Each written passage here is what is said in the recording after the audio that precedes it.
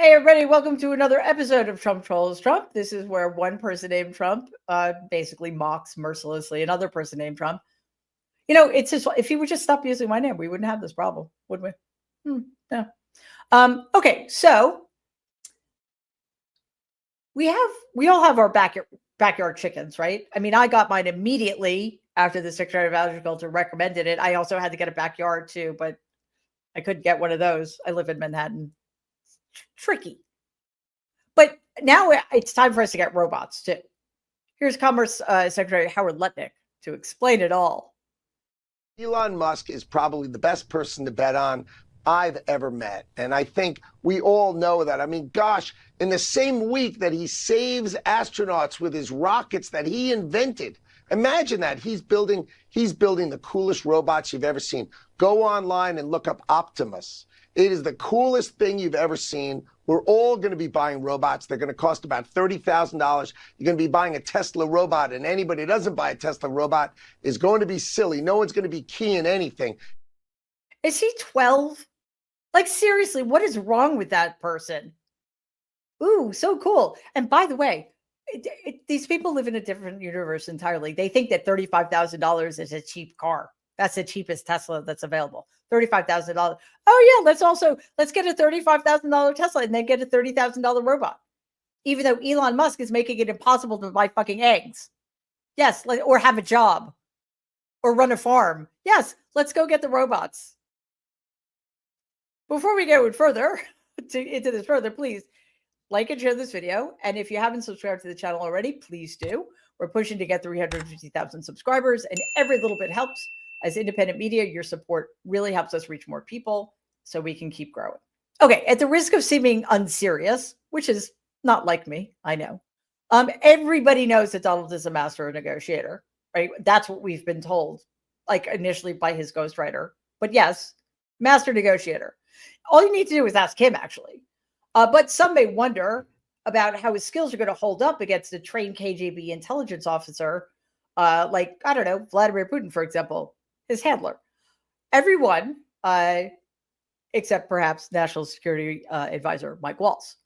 Watch this. Along the border, how do you know President Trump isn't being played right now by Putin? Well, look, that's almost laughable. I'll take President Trump in dealing with the likes of Xi, of Kim Jong-un, with Putin and others. Certainly ahead of his predecessor. Yeah, it took him a minute to recover, didn't it? It's like, well, I don't think our odds are good. But then he did recover because that's his job.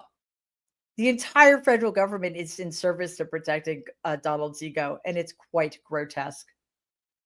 But, there's still some people who do like a good joke. Like, for example, Donald could best Vladimir Putin or President Xi in a contest of wills and intelligence and negotiating. That's hysterical. Donald also thinks he has a good working relationship and the respect of a vicious, power-hungry dictator. I don't think that's true, actually, because Putin's the one holding the leash that's around Donald's neck. This week, Putin kept Donald waiting for over an hour for a meeting that was scheduled in advance, while Putin just nonchalantly waved off his lateness in front of a room full of Russian businessmen, also known as oligarchs. I mean, seriously, Vlad, you guys are supposed to be buddies. Is that how you treat your friends? Apparently, it's how you treat people for whom you have nothing but contempt. Watch this clip and see for yourself the respect Putin has for Donald. По заявлениям Дмитрия Сергеевича Пескова, у вас разговор должен до 18 часов состояться с Дональдом Трампом. Не знаю, насколько он... Работа такая. Ну, не знаю, сейчас надо посмотреть, что на эту фразу скажет Трамп. Может быть, он любит интервью давать, может, уже Трампа не упоминал, я Не-не-не, он знает, что у нас дискуссия. You know, in T-ball, there's this thing called the mercy rule. Like, if one team scores like 20 points more than the other team, they stop the game so the little guys don't get humiliated. I think that we should have something like that for Donald, except that I love watching him be humiliated. So, no. All right, so it seems Putin may have the upper hand. Yes, I think that's safe to say. And I'm sure it's become evident to everyone by now that Donald is completely out of his league. Republicans are alarmed, right? They're sounding the alarm loudly and vociferously, right? Well, let's see. Here's Representative and Majority Whip. Sorry, here's Senator Majority Whip Tim Emmer sharing his thoughts on what's at stake here. Critics have argued that Putin is playing Trump, that we know from history this is right out of his playbook, that sometimes he uses negotiations as a stall tactic, and that so far he hasn't really given up anything. And he said after the discussion with Trump that he will agree to the ceasefire if the U.S. stops all foreign military aid and intelligence to Ukraine. Would you ever support that? Again, I do say Donald Trump is a master negotiator. I mean, there is no other leader on the world stage that has his experience and has shown what he has shown in his first term, what he's willing to do and what he can get accomplished. If anybody can help these people get together and bring peace back to the region, it's Donald J. Trump. Is it possible to die from secondary embarrassment? Because I think I'm going to. These people are unbelievable. They really are. They just don't care about anything. It's quite stunning to me. I know it shouldn't be. I know this is the score. But to watch these grown men and women humiliate themselves on a daily basis for the likes of Donald Trump, still kind of breathtaking. And it makes me worry for humanity. Donald, of course, is taking all of this very seriously. You know, he's assessing his moves. He's thinking about how to course correct. Doing his research before the negotiations, leaving no stone unturned in his quest for knowledge. Okay, sorry. That's enough of that. Watch this. This was a war as an example that would have never happened if I were president. Is part of your desire to forge this new relationship with Russia also impacted by Russia's closer relationship since you left office in 2021 with China? Because I think you talked about before the desire to box out China from that part of the world and have a closer relationship with Russia. So as a student of history, which I am, and I've watched it all, the first thing you learn is you don't want Russia and China to get together. With that being said, no, it's not a big part of it, but maybe that'll happen or maybe it won't. Watching the Mel Brooks movie, The History of the World Part 2, does not qualify you as a student of history, you utter moron. Jesus Christ. All right, so maybe we don't have the best negotiator on our side, but he's good at business. So we've been told for decades, fallaciously. Yeah, the stock market's tanking. Investors are running very, very scared. But we have it under control as far as Speaker of the House Mike Johnson is concerned. And boy, do I trust him. In this clip, Johnson allays any fear and reminds us that we're in good hands. Let's take a look. Now we have President Trump back. He has a great team in place. He has willing partners in the House and Senate, unified government. The adults are back in the room, okay? And we are going to turn this economy around. How do they do that with a straight face? Oh, yeah, because they're the most practiced liars in human history.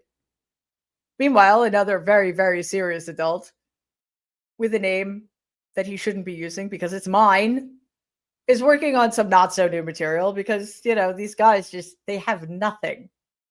Let's see. And I'm sorry to subject you to him because he is this stupidest of the stupid. Let's see what he has to say about what most Americans are concerned about right now. Is it robots? No, it's one who really, really, really won the 2020 election. Watch this. Now that we have those, that's the greatest threat to the Democrat Party ever. Because if it was just Trump, and honestly, I think we won in 2020. I don't think anyone actually questions that, but well, you know, nobody without brain cells. But yeah, you lost in 2020. And I like to help you guys because I know you think you're being clever, but when you use the word Democrat as an adjective, you sound even stupider and less mature than you are. And that is really saying something.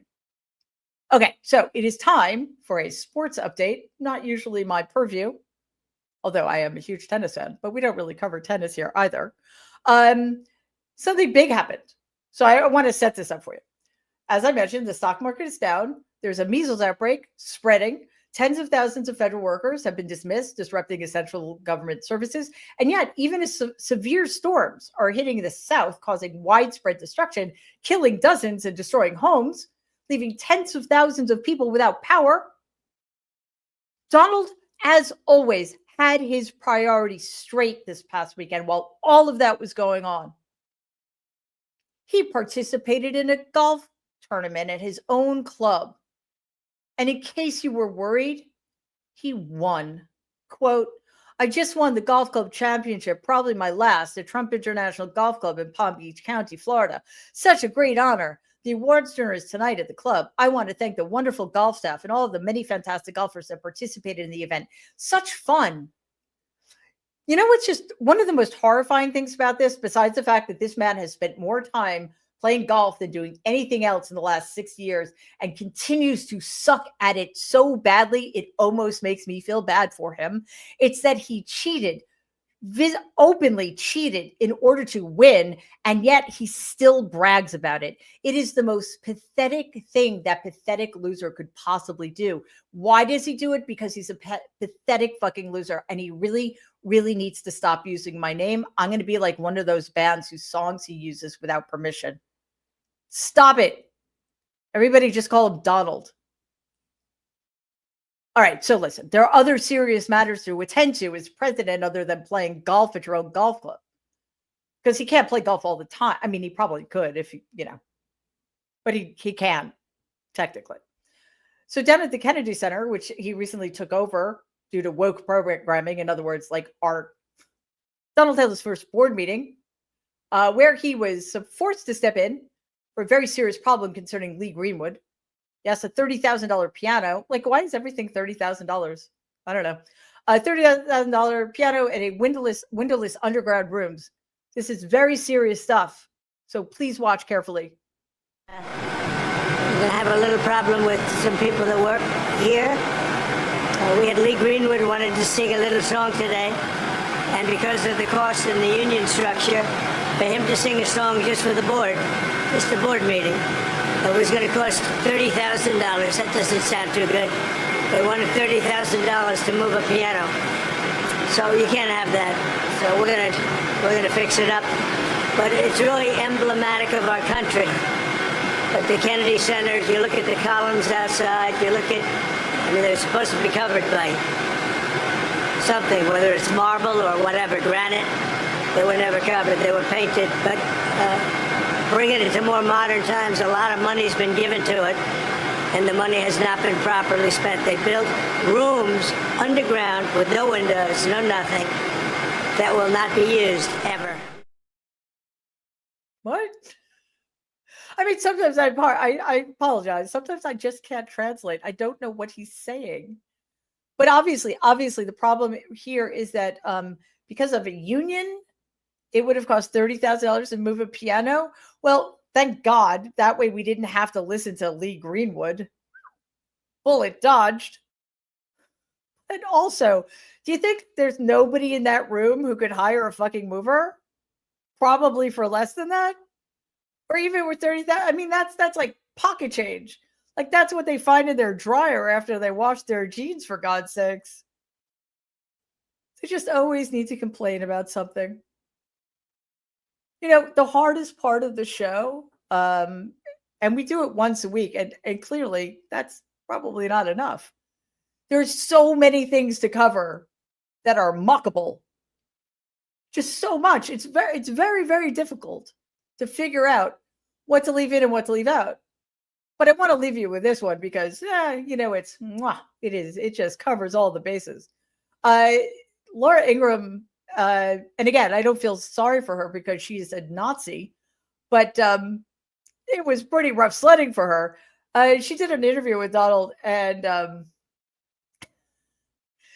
it was an astonishing display of lies and depravity, but also horrifying embarrassment and humiliation. This is a clip about the infamous Oval Office Coke button And I don't think we could beat it this week because it's just so very, very, very presidential. Take a look. Where's the Coke button? It's right here. Everyone thinks that's the nuclear. Everyone thinks that's the nuclear weapon. They think it's a nuclear weapon. They say if I press this, it's the end of the world. Oh, and then there's like And it doesn't seem to work out that 50. Doesn't that look beautiful though over there? But to me, you know what looks beautiful? The Gulf of America. Look at that. Which one's better? How are we going to survive this? Well, maybe here's a way. I want to close with a clip of Donald sparring with, well, that's overstating it, whining to reporters on the tarmac. And one enthusiastic sound person, I'm sure this was completely accidental. Of course it was. Did something that Donald didn't exactly like. Check it out. Mr. President, walk us through the tariffs. Mr. President, obviously you're concerned about the situation. What are the hopes now?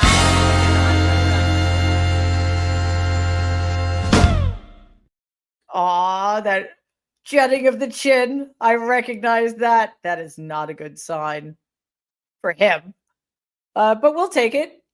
So I hope you guys enjoyed this week's episode of Trump Trolls Trump. I always do. It's kind of in my wheelhouse. But again, Donald, change your name. Your last name. It's fine for everybody to call you Donald. You could be like one of those people who only has one name. Donald. Which I know you hate. So all the more reason for us to pile on. All right. See you guys next week. Thanks for being here. Bye.